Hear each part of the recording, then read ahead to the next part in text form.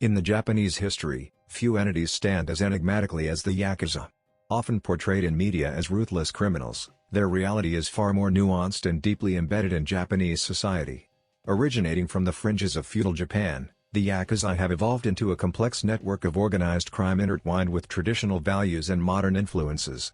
This essay aims to delve into the origins, structure, cultural significance, and contemporary role of the Yakuza in Japanese history and society. Yakuza, we must trace their roots back to the Edo period, 1603 to 1868. Emerging from the lower social classes, the Yakuza were initially a network of street merchants and gamblers who formed mutual protection societies known as Ninkyo dantai or chivalrous organizations.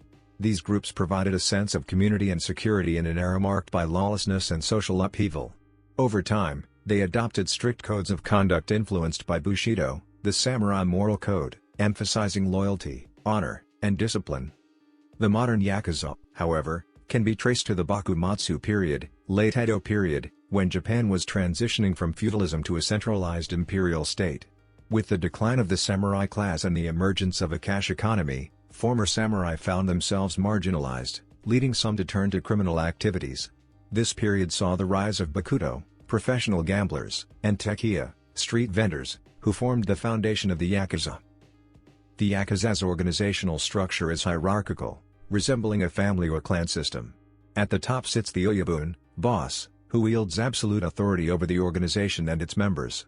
Below the Oyabun are the Aniki, older brother, or Wakagashira, deputy boss, who oversee various branches or factions within the Yakuza group.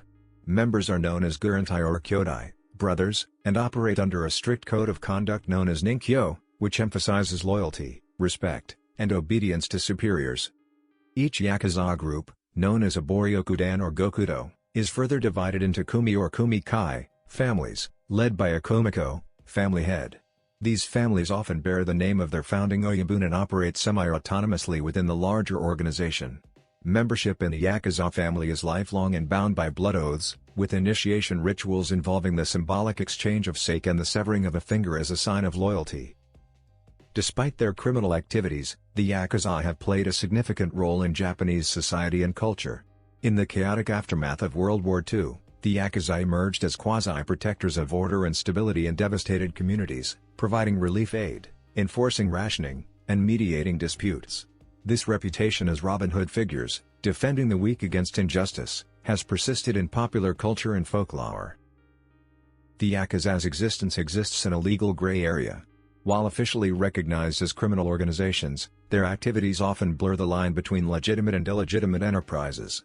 Japanese law enforcement has historically taken a pragmatic approach to dealing with the Yakuza, tolerating their presence to maintain social order while simultaneously cracking down on their more egregious offenses.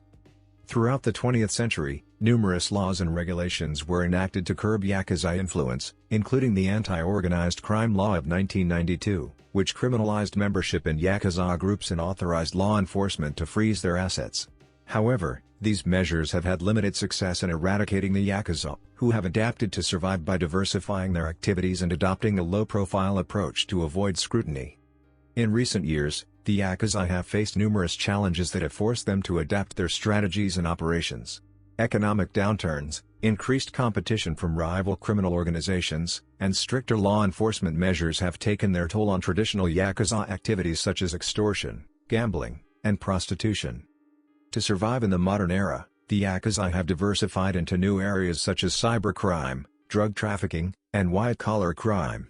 They have also sought to expand their influence overseas, particularly in Southeast Asia and the United States, where they engage in money laundering, human trafficking, and illegal arms trade. Moreover, the Yakuza have infiltrated legitimate businesses through extortion and racketeering, blurring the lines between the underworld and the corporate world.